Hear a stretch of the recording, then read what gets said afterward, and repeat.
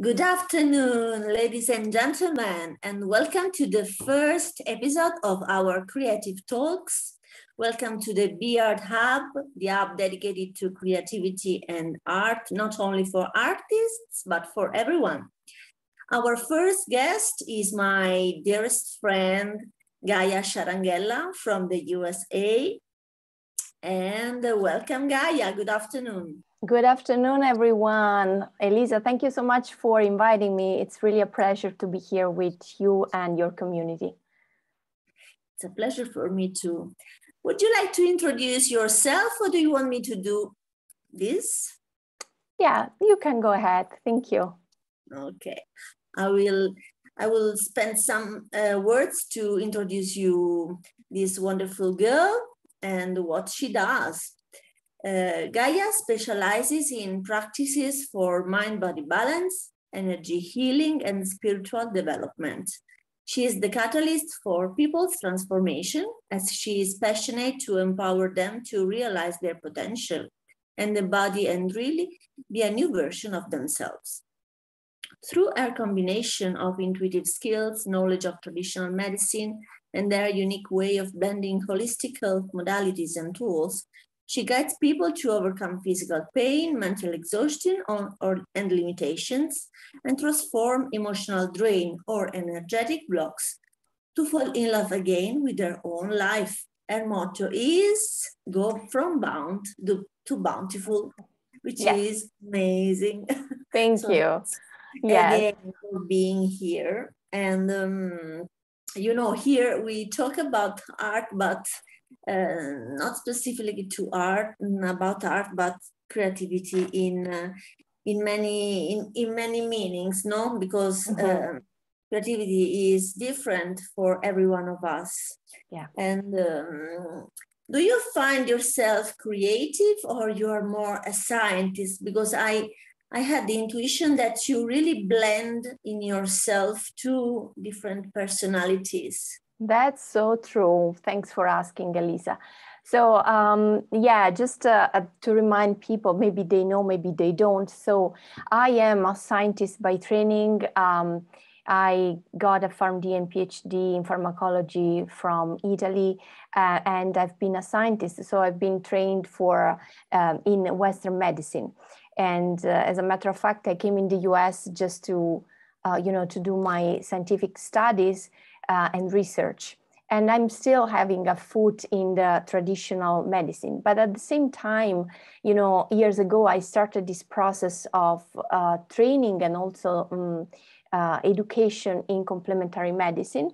So I feel like, as you said, I right now, I'm in the process really of blending the left side of my brain with the right side of my brain. So I get to use in my daily life both sides of my brain. So the logic and the creativity and intuition.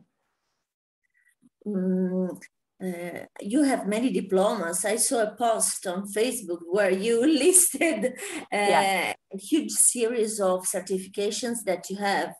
And it proves that even intuition needs to be trained. Exactly. And, I think I'm a little bit biased because, using my logic brain, I always thought that you need to be really trained in something in order to, be able to teach and deliver people content and educate them.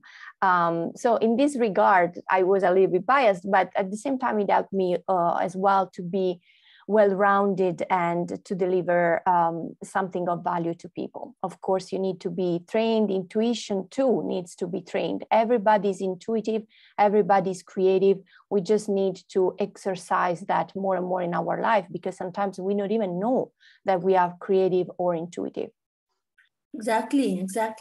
And we think that intuition and also being creative is something for an elite, no? Yeah. An elite of artists, the elite of geniuses that really create solutions to unbelievable problems and see besides the appearance, no, they see farther and farther than everybody else. But it's not like that, because if you don't even start to think differently, how can you really imagine to live differently? No, exactly. Yes, I agree.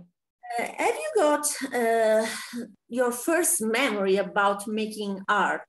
Because of course it should be related to childhood, but not necessarily. But I think that every one of us has a memory of ourselves making art as a pleasure, okay, as a beautiful memory. Yeah. So being, very using my logical mind in the growing up, it doesn't mean really that when I was, a child, I wasn't creative. Actually, it's the opposite. I was really creative. I have my first memory of, making art when I was 6 years old, because I gifted my grandmother of this painting that, of course, I was helped to do with the help of my father. So I have this memory, and we still have in Italy this paint, was an oil painting. It was representing a vase. I recall my dad, drawing the vase for me, and then guiding my hand when I was drawing and painting this little flower that sticked out from the vase. That is my first memory. But then I have other memories, because I always liked to create with different materials. I was using beads, I was using clay, and then of course growing up and using my left side of the brain, everything, my creativity was parked for a long while. Oh yes, I suppose that as a in your busy life, made of course, traditional approach to medicine, and also the holistic one, it's quite hard to cut a corner, to cut a certain time of the day, or maybe during the week, to make art. How do you arrange, if you can, making art in your daily life? Yeah, no, my creativity dried up, as I said, growing up and being more a scientist. And I resorted a little bit of creativity when I started my business, because, as I said, it helps you to develop. Holistic medicine helps you to develop more your intuitive side. So that was actually a blessing for me. But I do not have exactly a routine with which I exercise my creativity. And that's a little bit of a shame, just because I don't have enough time. But I have my pens, I have my markers. I bought some pads of colored paper, because I really want to restart using these tools in order to, to be more in the creative flow during the day, and be able then to create more. So just to go back to your question, no, I do not have exactly like a routine, or I do not exercise per se creativity with colors and with materials, but I just exercise that in a different way through my business. Definitely. Well, I think that our viewers can find quite intimidating the idea of approaching art as, a series of tutorials, for example, or lessons, because we are also so overwhelmed by all the things that we have to do. And, the plurality of offerings on Facebook and on social media is amazing. And if you just think that you have to follow everything that interests you, it's really, it is hard. Yeah, I'm going mad because I'm interested in everything, so it would be a problem for me. But just a small suggestion, which is not really mine, but comes from an authority in the field of neuroscience and learning art, is that you can just have an appointment with making art on a monthly basis, for example, and not Gaia specifically, but of course, every one of us. If we just take a small, half an hour, who knows, to play the guitar, for example, or to read a wonderful book, or to make a sketch on our notebook, then it's okay. That's what we need, to have an appointment with our a creative side. It can be enough, I think. That's true. That's a great point, because we usually think about art like making paintings or making drawings, but it's, you know, art can be, for me, for example, being artsy means also to cook a nice meal and, so you know, use my creativity to really use all the ingredients. Guys, yes, exactly. To use everything I have in the fridge to prep a meal, for example. Yeah, to me, yeah. it's making art. And also being creative in general can be seen as doing many different things, not necessarily like being an artist or a painter. So yes, maybe, you know, wrapping up a beautiful gift for a friend, or yeah. choosing flowers for a bouquet. Already it's art, because art is everywhere. Yeah. And in my interviews, I ask people to bring a piece of art that they have made. So we don't look at the results, because it's not really the goal and task of this question, but just to make you speak about your approach to making art, even if it's related to the past times, it doesn't matter. So I'm curious to see what you brought with you. I brought two pieces of art really with me. So the first one, because when I was back in Italy, I specialized, especially before coming in the US, in watercolors. So this was one of my first watercolors, was made in 2004 already. Yeah, I love that so much that I brought that with me in the US. I loved watercolor because it's so really transparent, so I don't know, so ethereal, and it's really beautiful to me. It was able to relax me a lot. And then when I was here and actually changed a little bit the technique here, you can see that it's still watercolor that was made a few years ago, but it's made on polypropylene paper, which is not paper, it's basically plastic. So in that way, the plastic repels water, and you can see really the shapes and of the drops and the colors in a more in a different way than when you use paper that absorb actually the color. So, and then after that, I made a few other pieces, and then, as I said, I was caught in so many different things that I stopped. Do you think that these two pieces that you showed me still represent the person who made them? Or because it happens to me that if I go back and look at what I've done, of course, the last piece is the most favorite one. It's the most beautiful, the most expressive, and it's like that. And we tend to maybe forget the impression and the emotion that we felt making past pieces. In your case, apart from, there is an emotional link, and I see it, it's quite tangible, but do they represent you? I think they represent a part of me. Of course, the creative part of me, but I am now a different person than I was back then.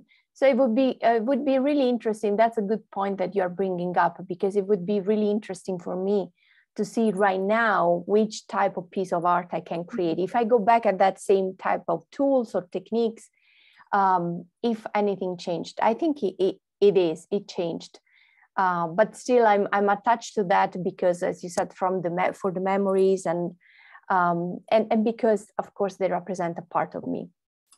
And working from intuition, would you still paint flowers and so florals or still lifes, or would you prefer another type of subject to be portrayed? Yeah, that's an interesting question. I don't know if I would still choose the same type of subjects for my paintings.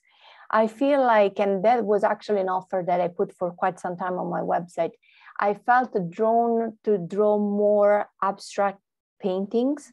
Mm-hmm. I was more using, colors to guide people, because colors are energies, are vibrations.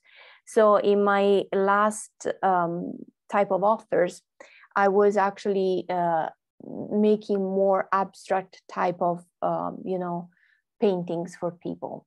Yes, you have to know, guys, that Gaia also does some color readings. Yeah, that's another type of offer too. So the yes, painting. I know a little bit about yeah, this. sure. It's related to creativity and also to the psychological interpretation of colors, which is science as well. Yes. So the part of the paintings that I was making more to support people were more abstract for because energy, as we said, energy, colors are vibrations. So they are energy, and they could also assist people, you know, to make shifts in their own energy and in their own life. So the purpose of that painting was more this one. And I was complementing the colors with symbols and with other, you know, piece of information that I could gather for people. The readings were actually more based on the type of colors that I was guided to use for people from my higher guidance that were related to particular areas of their life. So I had, for example, in one reading, colors, I could give people colors as vibration with which they came into this life. So characteristics of their personalities, basically, that can be associated with colors. Then I could give them also colors to move forward in the next 3 to 6 months to assist them with shifts. I could tell them, you know, which was their life, which is part of their life purpose, associating that theme with the color that came up from my reading. So it was a complex reading about 8 areas of the life of the people that I was actually giving guidance with. And I'm just curious about the outcome of this activity. Yeah. So people that get your guidance have to implement the sort of use of these specific colors. They can use their colors if they want to move forward. They can have just insights because they may understand some characteristics of their personalities through colors that they didn't think about before. They could be also that they can understand better why they function in a certain way in relationships because of the colors that was associated with their personality. So it has it's a reading that has many layers because people can get back to that in different times and find different nuances to really understand why they function in a certain way or how they can, you know, move forward and you know, move past blocks. I find it very interesting because it's quite you know, something that can be seen, because speaking about energy is speaking about an entity that you really don't see, even if you put your, you know, your finger inside the plug. Yeah, then you can see and feel energy, but in a negative way. But in the other way, in this case, we see that energy embodies is embodied in a color, and it's vibration, it's a wavelength, it's a wave. Exactly. Yeah, you know, that now we go back to science because I like for whatever exactly. Yeah. Yes, and plus you're an engineer, so you understand me perfectly. So and every time I try to explain what I do to people, I also try to go back to a little bit to science, because then people can understand better. Exactly, colors are vibrations, are wavelength, so that we can see. Yeah, even if we don't understand the law of exactly. And then, you know, that's just a little, that's just a little piece of the spectrum. This is just the spectrum of vibration and wavelength that we can see. But then there are all the other vibrations that we cannot see. Think about heat, for example, or infrared light. So we don't see whatever. Yeah. We don't see that, but they exist. So thank you so much. It's so inspiring, guys. And coming to the conclusion of this beautiful chat, could you give our guests and our friends 3 small tips that you may find useful for you and for the others to stay creative and or begin to be creative. Yeah, so the first thing that I would say is just we are so immersed in our day-to-day life that we use really our logic brain a lot. And I believe that for people to start being more creative, they need to let go a little bit of this type of control. They need to let go a little bit about perfectionism. I recall when I was, making some art, sometimes I had really fear to be in front of the white piece of paper, canvas or whatnot. And really because of, I had really expectations for the outcome to be super perfect. But it actually doesn't need to be like that, because when we understand that we need to let go of control, we start to creating for the sake of it, for the joy that the creation is giving to us in that moment. And then we are more in flow with life. As a matter of fact, second tip, just letting go of your control and, being more in your own flow, you are able to really create and even find solutions. So intuition to me speaks through this being in flow, and being in flow to me is creation. That's why I think intuition and creation goes hand in hand. So when I'm not really in my mind, that's my other tip. When you're not in your mind, you are able to see solutions. You are able to have intuition and to see creatively how can you move forward and how can you solve a problem. So I would say don't have your mind get into the way too much. And another tip that I would give people, which is tied to the other two, it's using a tool that can help you to be more creative or be more intuitive. So in the case of what I teach to people, I feel like meditation can help them. And again, meditation, people think a lot that it means to sit still and to think about nothing, but it's not actually like that. So to me, meditation can be drawing, can be making art, can be having a walk in nature, can be dancing, can be swimming, anything that, again, brings your mind out of the conversation and let you to be, rather than, just go through the list of things to do, then it's something that really helps you to be creative. So even if you don't do creation per se, through drawing, for example, but if you go out for a walk, that can be your piece of meditation, and that can help you then to go back and create. Yes, we are so,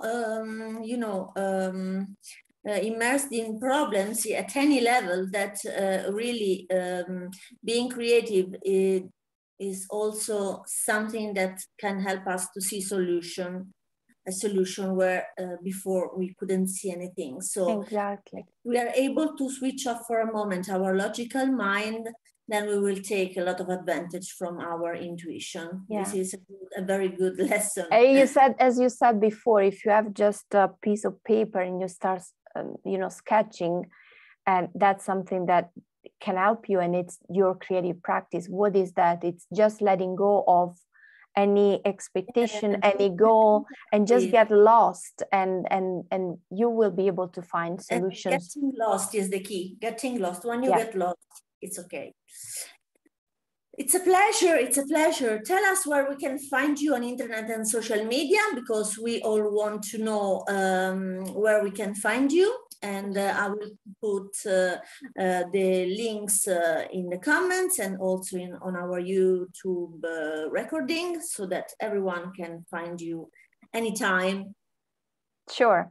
Thanks for this opportunity, Elisa. So I have my own Facebook page, which is Awakening of Gaia, but I don't use that too much because I have more contacts on my personal Facebook profile. So you can just find me in Facebook. I go under the name of Gaia Sciaranghella because I had to cut my long last name. Or you can find me on my website, www.awakeningofgaia.com.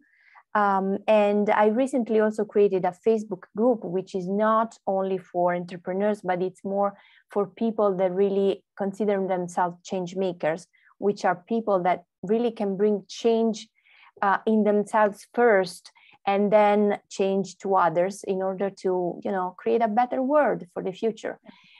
So everybody, bottom line, can join if they feel like they want to work on themselves, on different aspects of themselves, and they consider also spirituality one of the essential parts of themselves.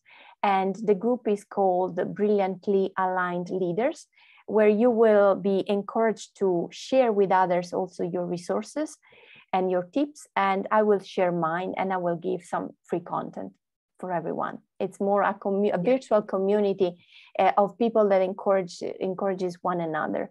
So I hope that someone that will see this recording will feel drawn to join me. Why not? Why not? I hope so. That's why we are exchanging knowledge, and just to progress on our own, and also to let other people improve and open their mind as much as possible.